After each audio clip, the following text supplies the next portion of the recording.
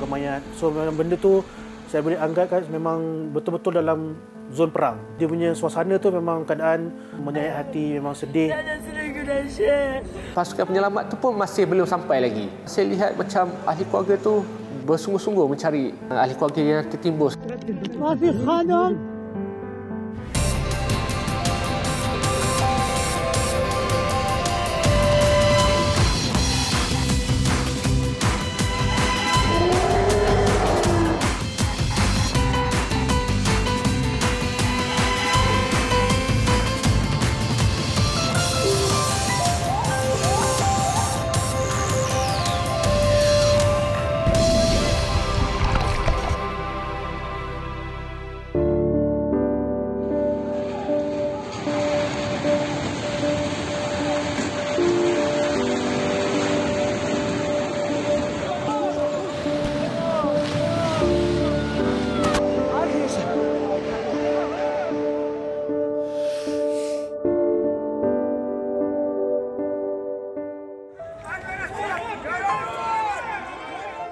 4.17 pagi, waktu tempatan, 6 Februari 2023. Sedang semua insan enak dibuai mimpi dalam kedinginan musim sejuk, seluruh wilayah berhampiran sepadan Turki, Syria digegar gempa bumi.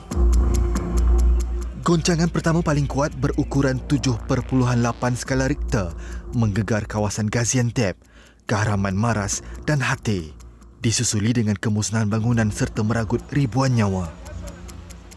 Kemudian, gelombang gempa kedua 7.5 skala Richter berlaku, mengakibatkan kehancuran dan kematian yang lebih menakutkan.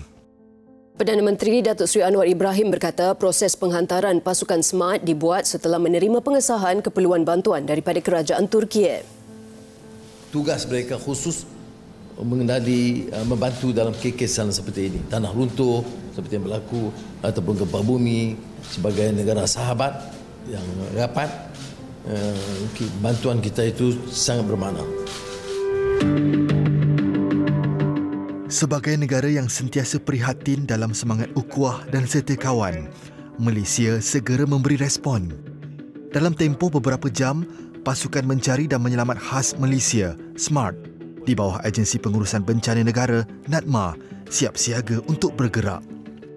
Komander SMART, penguasa kanan Bomber 1, Muhammad Khairul Jamil, menggalas tugas mengetuai misi mencabar ini. Kejap lagi kita akan gerak ke KIA. Sampai je pasti apa keadaan. Menggerakkan pasukan utama meliputi pasukan SMART seramai 70 orang disertai pasukan bantuan ATM Hospital Medan dan unit K9 dari Jabatan Bomber dan Penyelamat Malaysia tiba di lapangan terbang KLIA untuk penerbangan jam 11 malam ke Turki. Dalam misi bantuan bencana kali ini, Malaysia menjadi antara pasukan negara asing yang terawal tiba di Turki bagi membantu dalam misi mencari dan menyelamat. Untuk kita menyertai komuniti mencari dan menyelamat di bawah UN ni adalah satu kebanggaan yang besarlah, sebab kita telah mendapat pengiktirafan daripada United Nations International Search and Rescue Advisory Group ni tahun 2016. Tapi kali pertama untuk kita betul-betul keluar deploy di negara Turki ni, sebab kita boleh dikatakan diterima oleh komuniti dunia bahawasanya kita mempunyai kebolehan, kemahiran dan pengetahuan untuk bersama-sama dalam mencari dan menyelamat di mana-mana saja di seluruh dunia. Berbeza dengan insiden kejadian Batam kali, perbezaan dia kawasannya agak luas, tapi keluasan dia just 5 ekar, lebih kurang. Tapi perbezaan di Gaziantep, keseluruhan bandar itu 80% telah runtuh. Dan Batam kali hanya melibatkan keruntuhan tanah. Dan kita tahu jumlah dia. Tapi di Nurduk Gaziantep tu, kita terpaksa laksanakan tugasan tu dengan lebih mendalam dan lebih detail lah. Dua mana? Dua bawah. Bawah ni, bawah tu. Bawah tu. Ya, saya ke bawah. Untuk menentukan konfirmasi hidup atau mati, tak ada siapa yang tahu sebenarnya. Pasukan rekon saya lah yang membuat survey pada hari pagi untuk melihat sama ada ini a searchable site atau non-searchable site. Dan dia akan tentukan sama ada dia ada mendengar suara ke, ada maklumat daripada tempatan yang menyatakan ada manusia lagi dalam ke, begitulah. Itu yang kita agak sukarlah sebab dia bukannya satu bangunan, hampir keseluruhan yang kita lihat di sekeliling adalah bangunan yang runtuh. Bangunan-bangunan tinggi tiada, rumah apartmen tak ada, even rumah setingkat pun ada yang telah runtuh, ada yang terselamat. Tapi kebanyakannya bila seluas mata memandang tu tiada bangunan, bagi saya ibarat macam baru lepas perang ataupun kiamat lah. Gempa tu dia berlaku waktu subuh, waktu orang tengah tidur. Jadinya kebanyakan masa-masa yang kita orang keluarkan tu semuanya berada dekat kawasan ruang tamu. 1-2 masa lah yang kita jumpa dekat kawasan dapur lah. Tapi majoriti yang kita orang angkat masa-masa tu kebanyakan dia orang daripada bilik tidur lah. Dan benda yang paling saya menyayat hati adalah majoriti macam tu lah, ibu berpeluk dengan anak ataupun ayah berpeluk dengan anak. Semua macam tu. Lebih kurang dalam 10 body lah yang saya usaha dengan kawan-kawan cuba usahakan keluarkan. Sungguh pun situasi mencari dan menyelamat tidak menyebelahi mereka. Syahidi dan rakan sepasukan kekal positif. Biarpun teori Search and Rescue atau SAR 72 jam iaitu masa emas untuk menemui mangsa hidup sudah melepasi tempohnya. Pada hari ke-6 tu kami dah jumpa mangsa yang hidup. Satu family selama 5 orang. Waktu dia timbul satu pada korek kawasan konkrit tu, dia jumpa helai rambut. Jadinya dia stop. So, saya masuk dekat kawasan tu. Dia cakap ada nampak rambut. Saya tunduk kat bawah. Jadinya ada seorang perempuan masih hidup lagi. Tapi keadaan dia masih sempit lagi dekat kawasan konkrit tu. Dan lagi 4 orang, ibu, ayah dan adik dia masih kat bawah dalam lubang lagi lah. Saya ada masuk separuh lah. Masuk separuh dalam lubang tu. Dan saya keluarkan masa-masa yang masih tak dapat keluar lagi lah. Masa kita nak keluarkan tu, kita gunakan mini cutter lah untuk motong besi-besi yang menghalang untuk laluan diorang keluar lah. Diorang boleh survive kat situ sebab dalam keadaan yang sejuk. Tapi saya fikir kalau dalam keadaan yang panas, memang tipis lah untuk peratus diorang untuk hidup. Disebabkan sejuk, diorang boleh survive lah.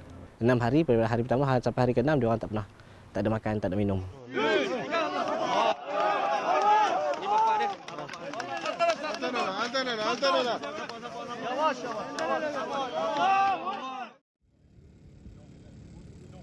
Di pusat pengoperasian pasukan Malaysia di Nurduk, Gaziantep, 2 hero Batangkali sedang bersiap siaga.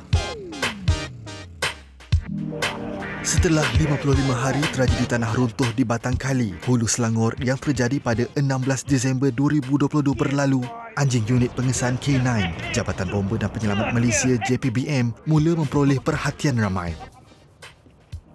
Ketangkasan haiwan ini bersama pengendali mereka bertungkus lumus dalam operasi mencari dan menyelamat mangsa cukup membanggakan.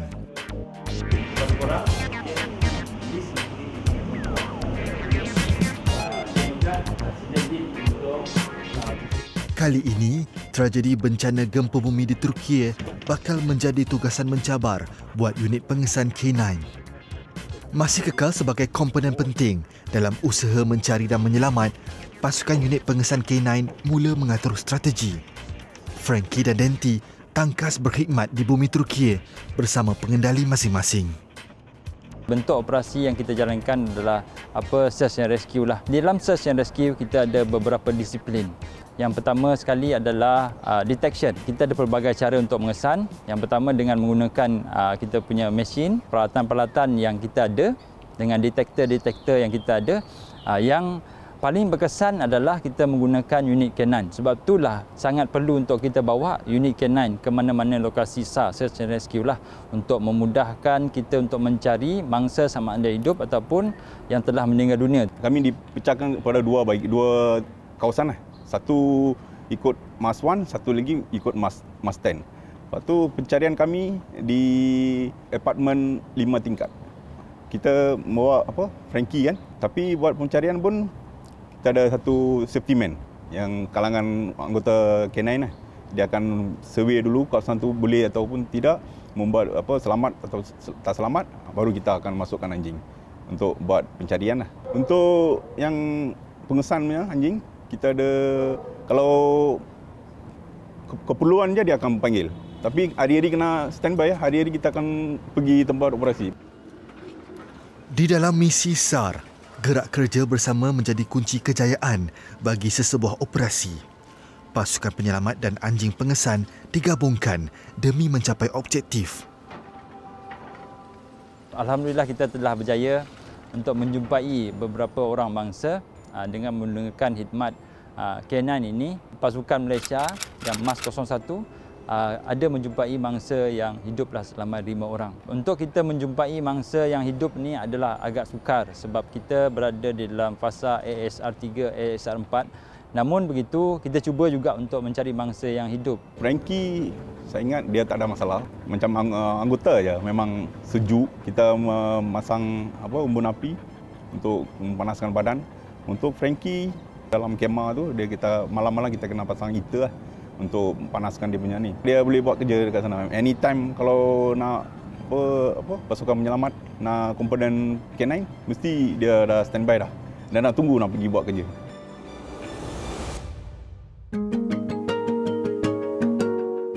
Sebagai sebahagian pengamal media, Aizuddin Saad, 38 tahun, peka dengan insiden yang terjadi di dalam dan luar negara. Berpengalaman lebih 14 tahun sebagai jurugambar, dia diberi tugasan penting oleh Ketua Penyunting Foto di New Street Times Press NSTP untuk ke lokasi bencana. Portfolio Aizuddin antaranya terbabit dalam tugasan luar negara sejak 2011 bagi pelbagai misi kemanusiaan, bencana dan pergolakan politik antarabangsa.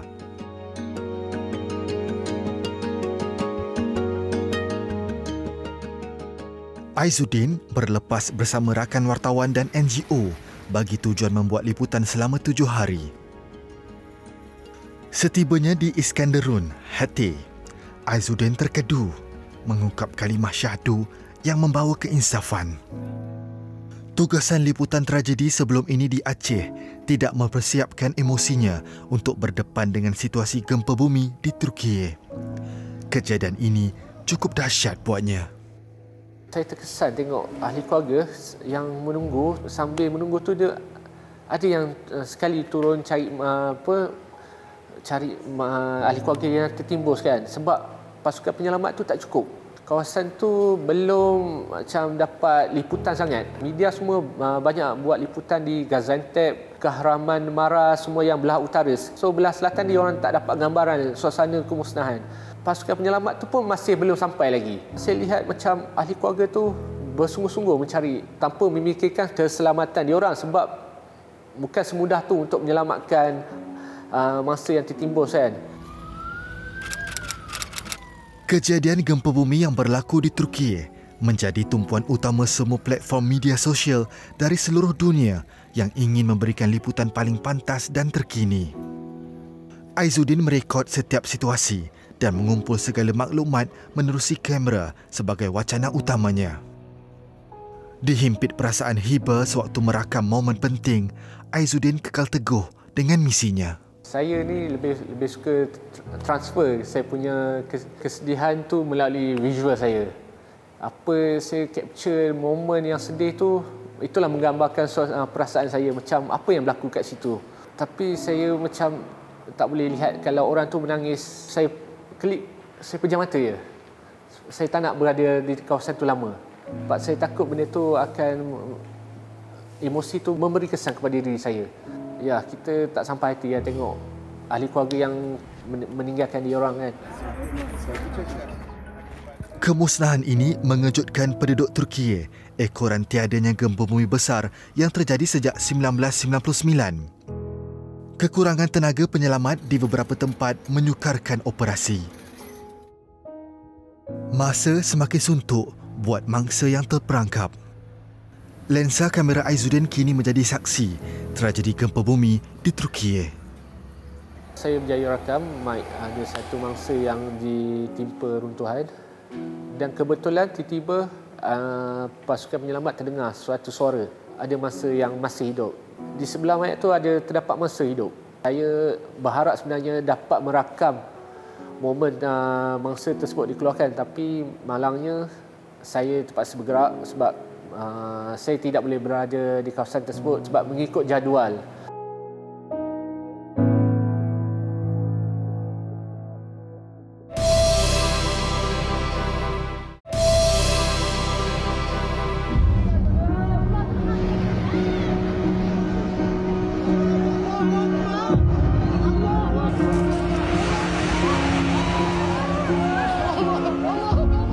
Bencana gempa bumi di selatan Turkiye dan Syria yang berlaku pada 6 Februari lalu menggemparkan dunia. Angka kematian yang dicatatkan pula melebihi 48,000 mangsa gempa bumi. Negara-negara dari setiap pelosok dunia hadir menghulurkan bantuan serta solidariti kepada Turkiye, termasuklah Malaysia. Bergerak di bawah panji kemanusiaan, sebuah persatuan bukan kerajaan NGO, My Hope Hero, terpanggil untuk menghulurkan bantuan di Turkiye. Pengasas, Nadia Rahmat dan suaminya, Aiman, sudah lama mengabdikan diri dengan bantuan kemanusiaan di dalam dan luar negara. Acap kali memberi bantuan kepada warga pelarian Syria di Turkiye, keputusan menjalankan misi mereka kali ini cukup jelas.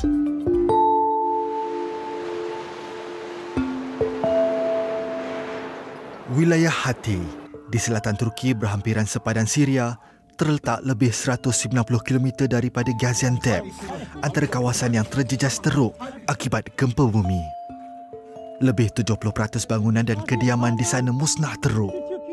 Hari berlalu dan nyawa mangsa runtuhan semakin di hujung tanduk. Misi My Hope Hero kali ini ialah bantuan menyelamat dan mengendalikan dapur umum untuk mangsa gempa bumi.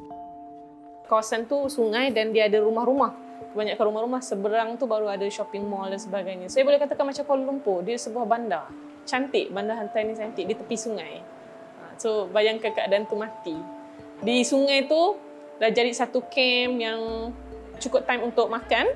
Dia dah siap-siap beratur. Itu dah jadi macam soup kitchen yang orang akan edarkan makanan dekat situ. Satu fenomena yang kita tengok, kawasan gelandangan yang besar lah ibaratnya. Menyediakan makanan kepada 300 mangsa gempa bumi dan gelandangan pelarian Syria suatu cabaran hebat. Ia ekoran ketiadaan sumber makanan dan bahan mentah di kawasan berhampiran. Nadia bersama rakan NGO lain lincah mengurus dapur umum. Kita bergabung untuk masak dapur umum yang kita akan edarkan buat mangsa gempa dan juga petugas-petugas. Saya lebih kepada assist chef lah. Tak layak untuk saya masak dengan kita tak tahu dia punya budaya masak, makan dan macam mana kan. Makanan tak cukup timbul bila ada hebahan cerita bahawa kita sedang masak di kawasan tu. Jadi orang-orang yang luar kawasan ni akan datang. Kita memang tak mampu untuk tampung semuanya. Sedang asyik Nadia mengurus makanan, Aiman dan rakannya menjalankan operasi mencari dan menyelamat bersama agensi tempatan. Bagi Aiman yang sering melihat kemusnahan perang di Syria, kejadian di Turkiye menjentik emosinya.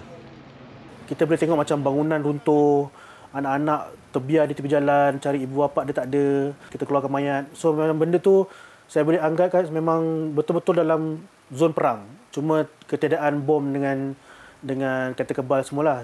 Tapi dia punya suasana tu memang keadaan menyayat hati, memang sedih. Kalau tak biasa tu memang orang kata boleh trauma lah. Sepanjang 3 hari menjalankan misi SAR, Aiman dan penyelamat hanya menemui mangsa yang sudah meninggal dunia di bawah runtuhan bangunan. Petugas kini sudah kian lelah dan buntu dengan misi seterusnya. Mereka inginkan sedikit sinar dan harapan menemui mangsa yang bernyawa. Secara tiba-tiba ada dengar jeritan daripada hujung apartmen tu, dia kata ada mangsa hidup. Dia jerit dalam bahasa Turki lah. Ada orang ke? Okey ke bawah tu? Dengar suara orang daripada runtuhan tu.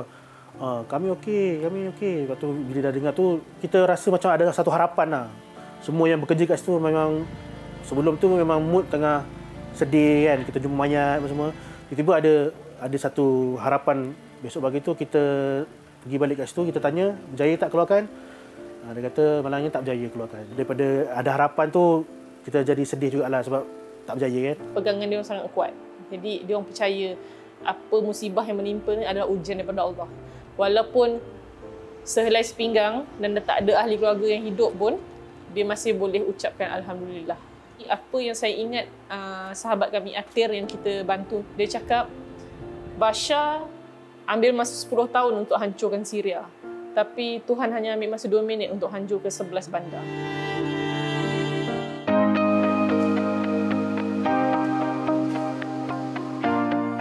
Melengkapkan misi Malaysia, adalah pembabitan Angkatan Tentera Malaysia ATM yang membina dan mengendalikan operasi Hospital Medan Malaysia HMM. Operasi ini diketuai oleh Komander OP Starlight 2, Brigadier Jeneral Datuk Dr. Amran Amir Hamzah bersama 110 orang pegawai dan anggota ATM.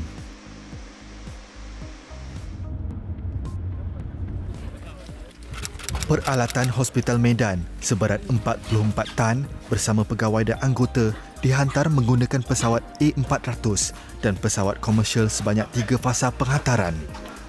Hospital Medan Malaysia beroperasi di Celehan, Adiaman, 152 km dari Gaziantep.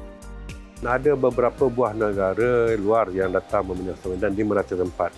Contoh di Hatay, Adiaman, di Kahraman Maras dan sebagainya lah.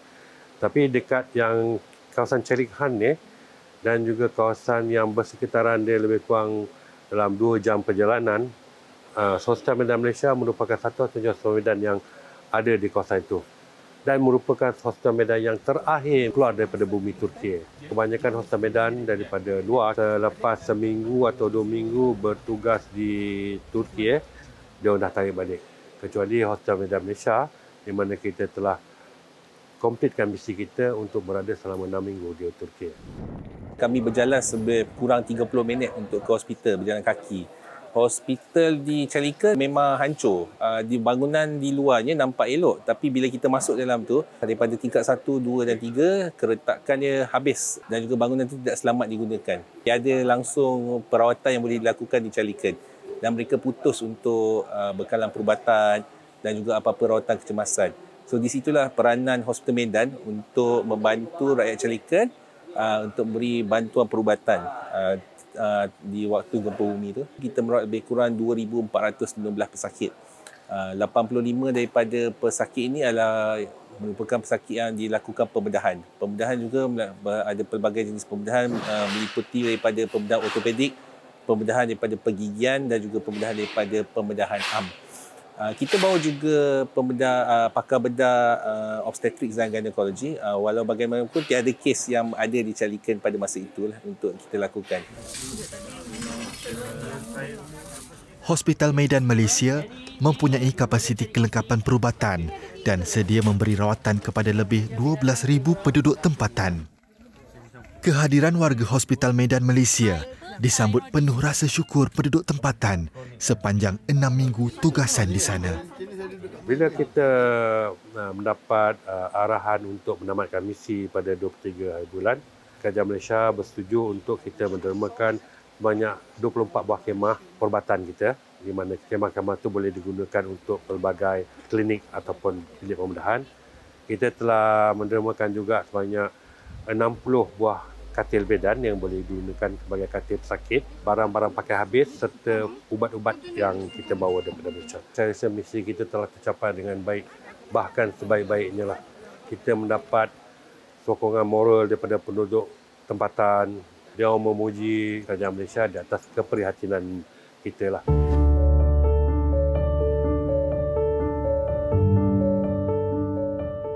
Kejadian berdarah bumi Turki pada 6 Februari lalu membawa natijah yang terpuji. Melihat kuasa dan semangat negara bangkit bersatu, bersama. Memerah keringat, membanting tulang di bumi asing. Hadirnya insan bergelar wira tidak didendang, yang datangnya tidak disambut. Perginya meninggalkan budi. Biarpun di bawah panji yang berbeza, namun misinya hanya satu. Sisi dan nilai kemanusiaan tiada batasan. Tiada istilah lelah, berjasa tanpa sempadan.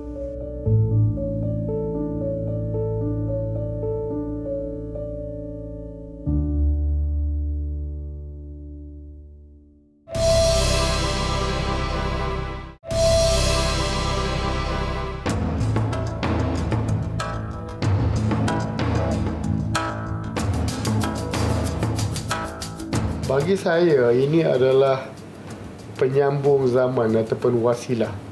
Kerana kalau tidak ada pemetaan ini, kita tidak dapat lihat dan tidak dapat mengkaji.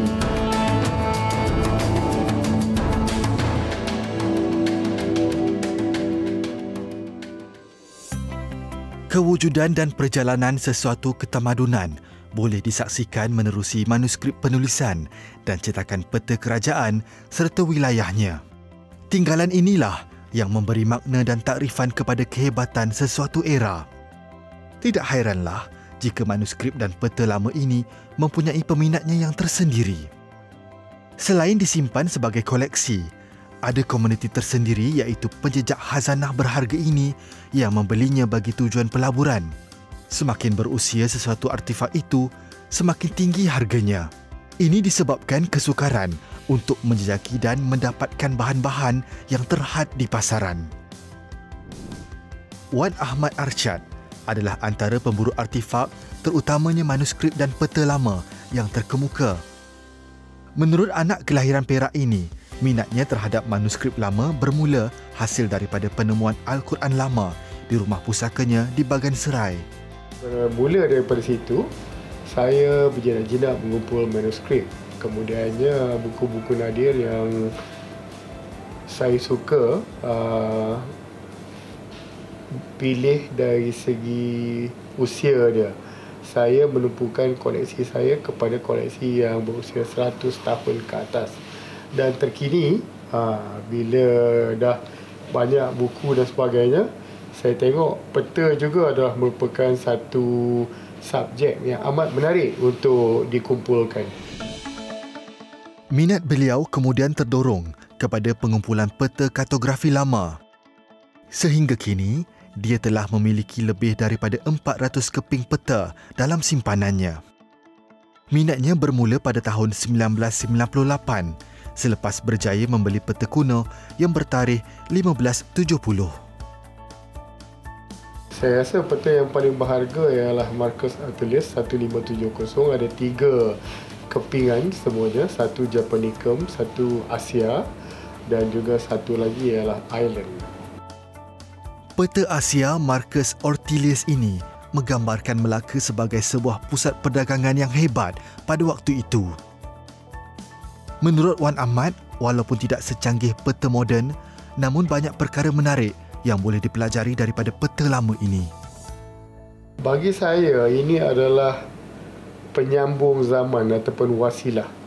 Kerana kalau tidak ada pemetaan ini, kita tidak dapat lihat dan tidak dapat mengkaji kedudukan Melaka dari segi sudut geopolitik, dari sudut ekonomi dan sebagainya.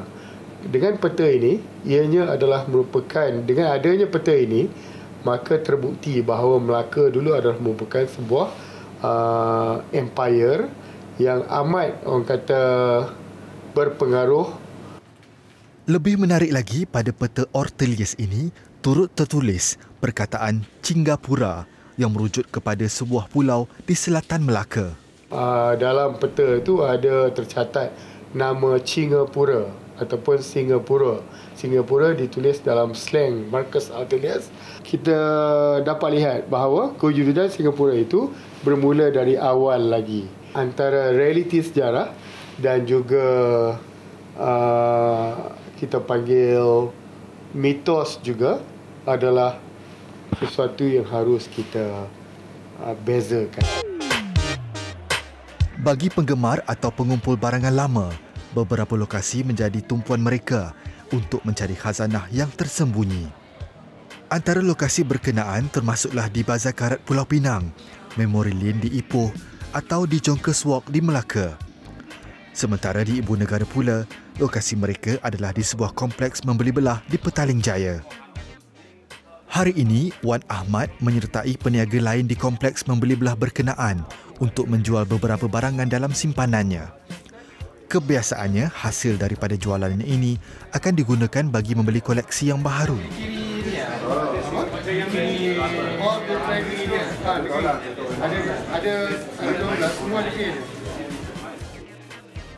Selain pelbagai bentuk arca, Wan Ahmad turut menjual barangan lama, termasuklah peralatan pertukangan. Turut dilelong pada kali ini, kaset serta piring hitam legenda seni suara Tan Sri P. Ramlee dan beberapa penyanyi lama.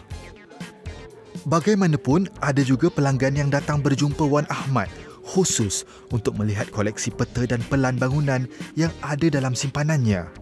Kebiasaannya, mereka ini dari kalangan anak-anak muda yang baru berjinak-jinak menjadi pengumpul artifak.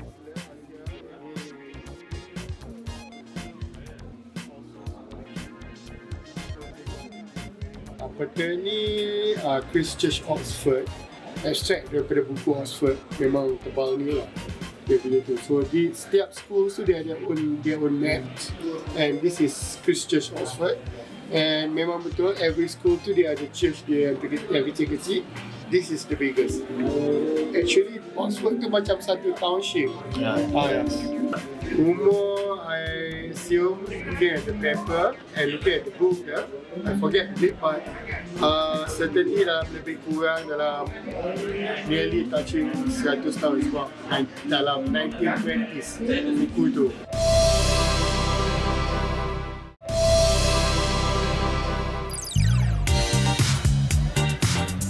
Pada masa sama, Wan Ahmad juga menggunakan kehadirannya di sini bagi memburu peta serta barang lain yang berkenan di hatinya.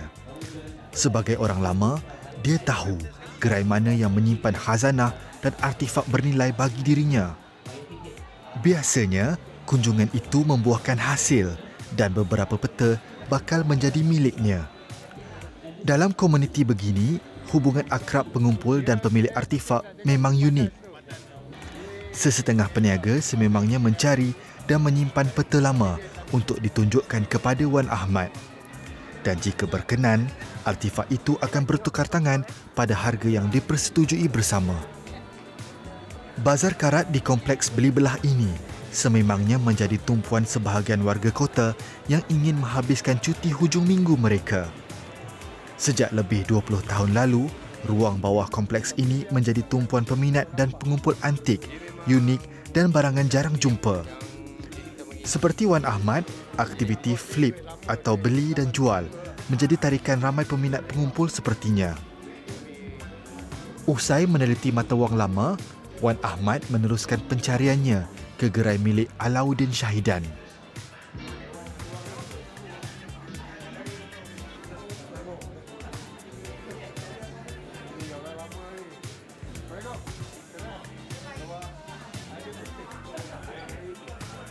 Ada peta tak? Ada. Ada?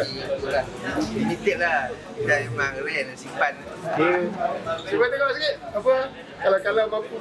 Kalau mampu bilik. What is that? Mat ni memang confirm 100 years old. Dia ada certification. Memang sijil macam tu. Ni macam surat beranak lah. So confirm. So may I have a look?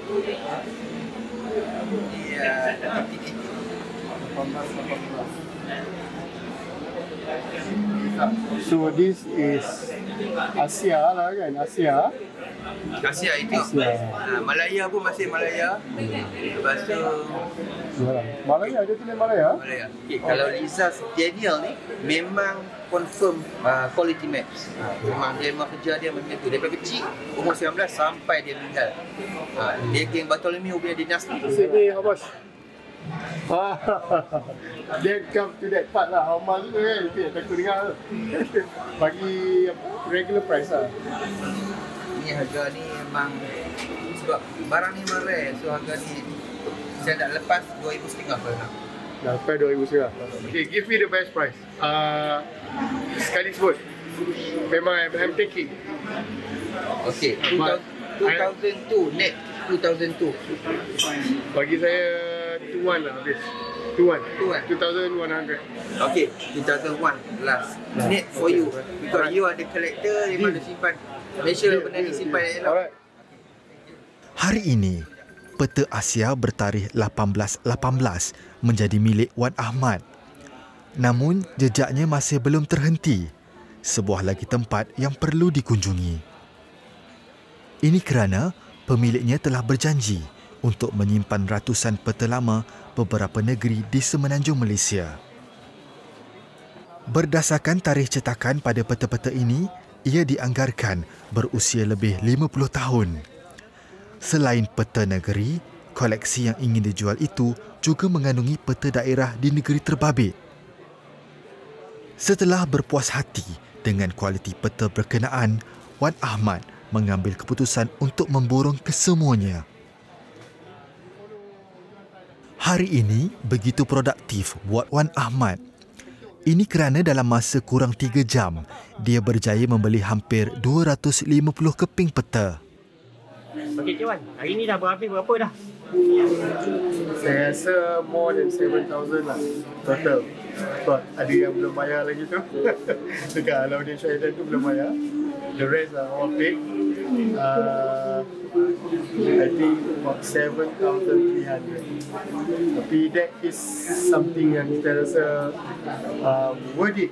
Sebab kita dapat banyak peta dan peta ni pula cover districts of many states, antaranya Pahang, Perak, kita ada Kelantan, Terengganu, kita ada Selangor dan Kuala Lumpur. So at least covered 6 negeri. Rasa berbaloi, sangat berbaloi. Dan saya punya main intention ialah Perak sebenarnya, sebab saya orang Perak dan kebetulan baru ni saya ada menghadap tuanku. Kita memang nak cari bahan-bahan negeri Perak untuk memperkayakan khazanah warisan negeri kita. InsyaAllah. Artifak yang dibeli dibawa ke Galeri Pusaka Moyang untuk simpanan. Bagaimanapun sebelum itu, semuanya akan diperiksa satu persatu untuk dianggarkan gradenya. Penggredan dilakukan berdasarkan kondisi peta berkenaan, terutama dari aspek kebersihan dan kualiti kertas. Ini adalah merupakan peta Negeri Sembilan, yang mana kita tengok negeri-negeri sempadan antaranya ialah Pahang, Johor dan juga di sebelah selatannya ialah Selangor. Jadi bersempadan dengan 3 negeri. Dan pada dasarnya peta ini nampak baru, tapi sebenarnya dilukis dan dicetak pada tahun 1907 di England oleh G.W. Bacon Company Limited, sebuah syarikat pengeluar peta, kartografer yang cukup terkenal di seluruh dunia. Dan ini juga dipegang copyrightnya, tapi sekarang mungkin tak lagi, by the Methodist Publishing House Singapore for Geography of British Malaya. Okey, peta ini adalah dia memanjang, merupakan peta navigasi kapal wap, merupakan the early days of navigation, steam route daripada Singapura ke pelabuhan St. Lawrence. Dia bermula daripada sini, kemudian Sumatera, Banda, kemudian Jawa, melepasi Borneo, kemudian Madura, kemudiannya mahala ke atas lagi Sumbawa, Flores, kemudiannya Timor dan terus Australia yang kita lihat dan berakhir di final destination Australia Your Peninsula.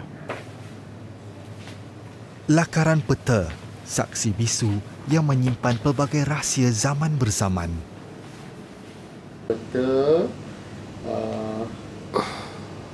taburan bahasa yang digunakan oleh etnik-etnik yang terdapat di Andaman, dan ianya merupakan sebahagian daripada Melayu Polinesia.